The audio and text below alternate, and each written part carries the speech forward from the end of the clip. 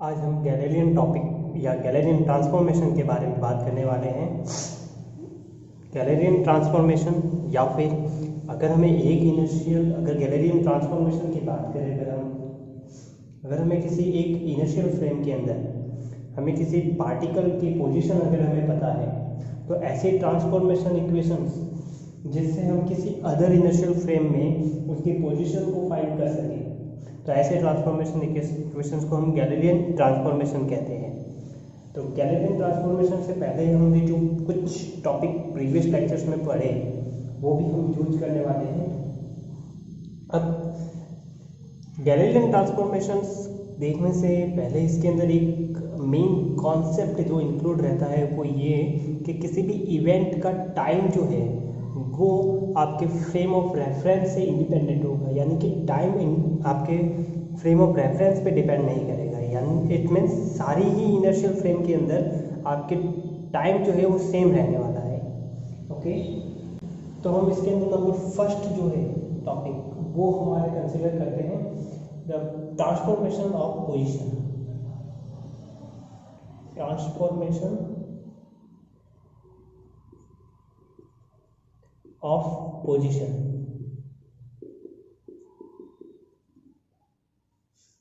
Late हमारे ये दो फ्रेम है हमारे पास में,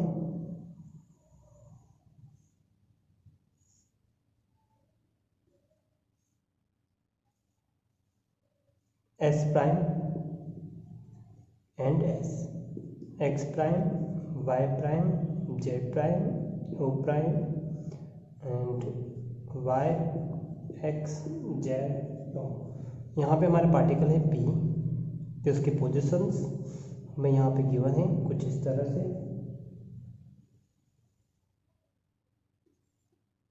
ओ हमारे एस प्राइम जो फ्रेम है वो एस फ्रेम से आर नॉट वेक्टर पे है। एस प्राइम के ओरिजिन से पी की जो डिस्टेंस है वो है हमारे आर प्राइम, और एस फ्रेम से पी की पोजीशन है आर वेक्टर। अब जैसे इसको हमने जो है प्रीवियस लेक्चर के अंदर हमने इसको पढ़ा हुआ है, उसके अकॉर्डिंग अगर हम देखें तो हमारे जो है इसके कोऑर्डिनेट जो है वो किस तरह से हमें गेन होते हैं। एस फ्रेम से हमारे इसके जो कोऑर्डिनेट है वो होंगे हमारे O P vector equal to R vector X I cap, Y J cap, Z J cap. अब इसके अंदर हम कुछ कंडीशंस इन्वॉल्व करते हैं, जैसे कि हमारे एस प्राइम फ्रेम जो है लाइट हमारे जो है वी वेलोसिटी से मूव कर रही है और ये टी टाइम के बाद में इस जगह पे पोजीशन पे पहुंच गई। इट मीन्स इसके अंदर नंबर फर्स्ट हम चीज़ देखते हैं कि जब दोनों ही frame at T equal to 0 पर कॉइंसाइड हो, यानी कि ओ हमारे जो है ओ प्राइम पे हो, तो ऐसे केस में हमारे क्या होगा, और फ्रेम की वेलोसिटी है वी वेलोसिटी से हमारे एस प्राइम फ्रेम जो है मूव कर रही है और यहाँ पर पहुँचने में उसको टी टाइम लगता है। तो ऐसे केस में हम देखते हैं कि हमारा ये किस तरह से बिलोंग करता है। एस प्राइम से इस पॉइंट के जो होंगे वेक्टर वो कुछ इस तरह से होंगे, ओ प्राइम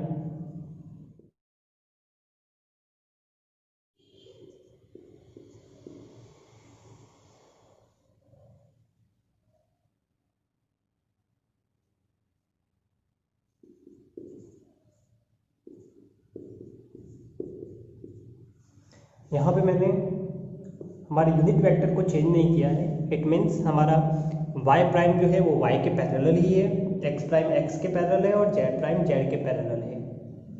इनकी डायरेक्शन चेंज नहीं हो रही है। इट मीन्स हम कह सकते हैं कि ये एक लीनियर यानी कि इस तरह से हमारे ये मोशन कर रहा है। तो हम इस ट्रायंगल से देखें या फिर हमने जो प्रीवियस लेक्चर में ऑब्जर्व किया है उसके अकॉर्डिंग हमारे r की पोजीशन को देखें तो ये हमें ऑब्जर्व होती है r equal to V T plus R prime. याद रखना वी टी जो है हमारे वो है आर नॉट, ठीक है। ये जस्ट हमारे इस ट्राइंगल से हमें ऑब्जर्व हुआ है। तो यहाँ से हमारे आर प्राइम की वैल्यू निकलेगी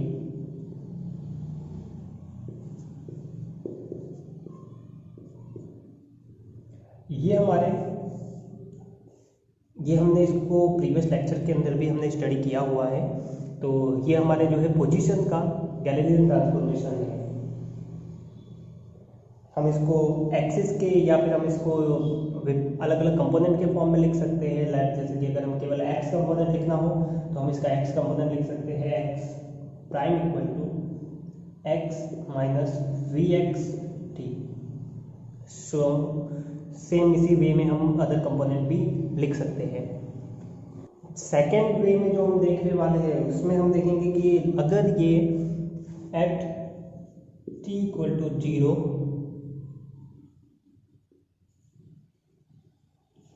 ओ prime not at O, okay, यानी कि ओ प्राइम जो है ओ पे नहीं था, ये ऑलरेडी किसी डिस्टेंस पे ही हमारे पड़ा हुआ था।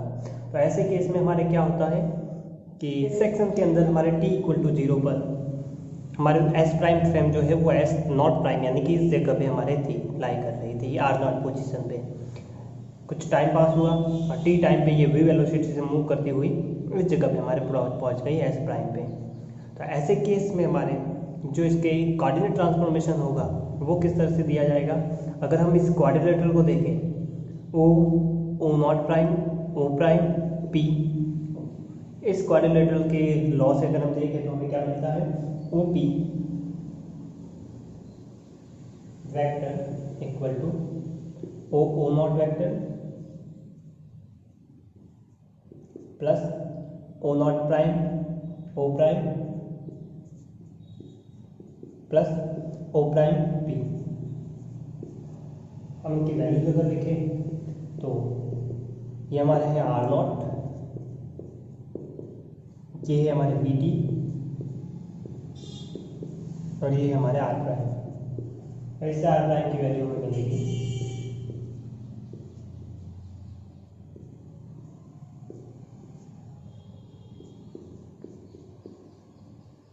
ओके। ये हमारे गैलीलियन ट्रांसफॉर्मेशन हो जाता है अगर frame at T equal to 0 coincide नहीं कर रही हो तो। नेक्स्ट पॉइंट में हम जो है हमारे डिस्प्लेसमेंट के लिए गैलीलियन ट्रांसफॉर्मेशन को देखेंगे कि किसी पार्टिकल के डिस्प्लेसमेंट गैलीलियन ट्रांसफॉर्मेशन के अंडर किस तरह से रहता है। तो transformation of displacement,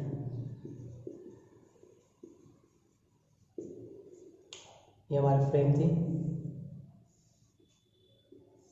S frame और ये हमारे एस प्राइम फ्रेम है। पार्टिकल पहले पी पोजीशन पे था और फिर जो है हमारे क्यू पे पहुंचेगा।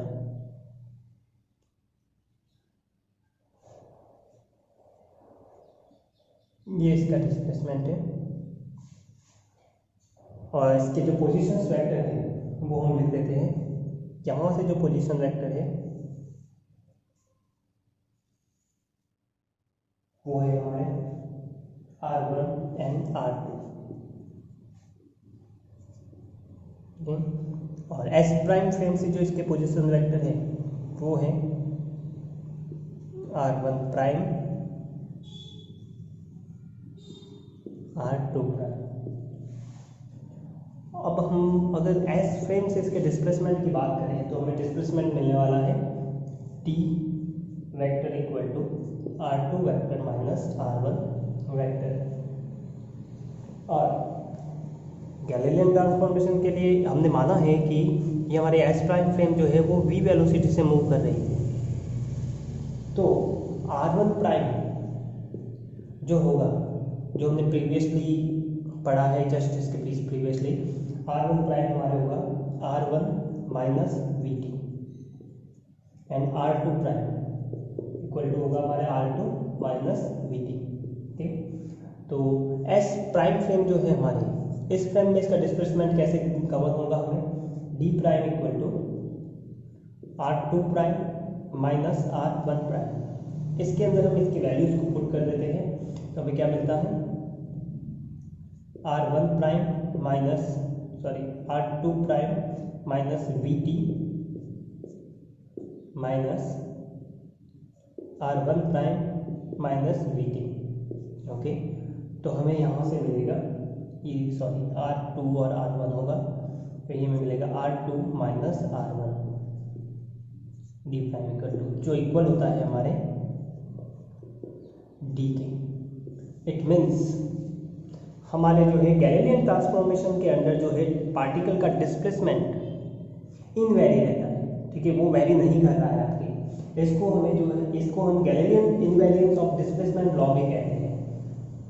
अब हम, ये हमारे डिस्प्लेसमेंट का ट्रांसफॉर्मेशन था जिसमें हमने देखा कि डिस्प्लेसमेंट वेरी नहीं कर रहा है।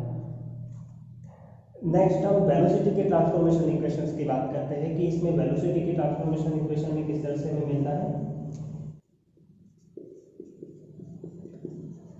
ट्रांसफॉर्मेशन ऑफ वेलोसिटी देखिए, सिंस हमारे r प्राइम जो था वो था हमारे r माइनस वी, ओके। अगर हम इसको टाइम के रिस्पेक्ट में डिफरेंशिएट करते हैं और हमारे v जो है वो कांस्टेंट है, यानी कि हमारी s प्राइम फ्रेम जो थी वो एक कांस्टेंट वेलोसिटी से मूव कर रही थी, एक्सेलरेटेड नहीं थी, ओके। हम इसको टाइम के रिस्पेक्ट में डिफरेंशिएट करते हैं तो हमें मिलता है D R prime over D T equal to D R over D T minus V, और इसको हम लिख सकते हैं u prime u minus V. ये हमारे वेलोसिटी के ट्रांसफॉर्मेशन इक्वेशन में मिल जाती है। यहाँ पे एक मेन कॉन्सेप्ट जो इसके अंदर इंक्लूड है वो यही है कि हमारे s फ्रेम और s प्राइम फ्रेम के अंदर जो हमें टाइम का डिफरेंस ऑब्जर्व होता है अगर इवेंट में, तो वो हमारे जो है फ्रेम पे डिपेंड नहीं करता। इट मीन्स s में हमें जो टाइम डिफरेंस मिलेगा वो का वो हमें s प्राइम में भी मिलेगा, दोनों में कोई डिफरेंट नहीं मिलेगा। ये हमने स्टार्टिंग में ही बात की थी कि गैलीलियन ट्रांसफॉर्मेशन के अंदर एक मेन बेसिक बात है कि हमारे टाइम जो है वो फ्रेम ऑफ रेफरेंस से इंडिपेंडेंट होता है। सो डी टी प्राइम हमारे जो है इक्वल है डी टी के, इसलिए हम लिख सकते हैं कि u प्राइम जो है हमारे equal to D R prime over D T prime which will be equal to D R prime over D T. हम ऐसे लिख सकते हैं इसको। ये हमारे वेलोसिटी का ट्रांसफॉर्मेशन इक्वेशन हो गया, Galilean transformation equation. Transformation of acceleration, acceleration का ट्रांसफॉर्मेशन करने के लिए हमारे जो लास्ट इक्वेशन थी u prime u minus v, इसको हम टाइम के रेस्पेक्ट में अगेन डिफरेंशिएट कर देते हैं तो हमें एक्सीलरेशन का ट्रांसफॉर्मेशन मिल जाएगा।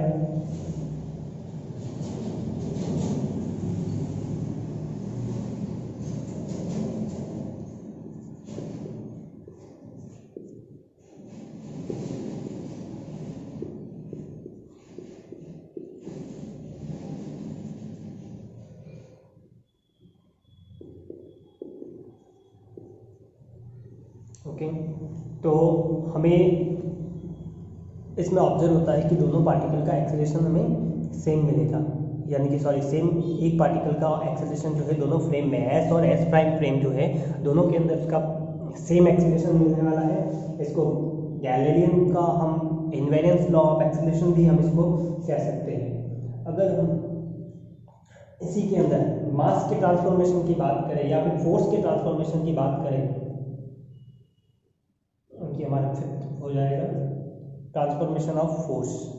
तो फोर्स के ट्रांसफॉर्मेशन के लिए प्रीवियसली हमने देखा A prime equal to A, okay, यानी कि ये हमारे वेरी नहीं करता है एक्सेलरेशन, दोनों फ्रेम में पार्टिकल का एक्सेलरेशन सेम ही मिलने वाला है। और सिंस ही हम जानते हैं कि फ्रेम ऑफ रेफरेंस का ऑब्जेक्ट के मास से लेना देना नहीं होता है, यानी कि एस प्राइम से हमें उसका जो मास है वो का वो हमें एस से ही ऑब्जर्व होने वाला है। इट मीन्स दोनों ही कंडीशन में मैं इसका मास मल्टीप्लाई कर देता हूँ उसके साथ में, तो ये हमें हो जाएगा ऑब्जर्व फोर्स का ट्रांसफॉर्मेशन। तो गैलीलियन ट्रांसफॉर्मेशन के अंदर हमारा फोर्स जो है वो भी इनवेरिएंस रहता है, ठीक है, ये भी वेरी नहीं करता है हमारे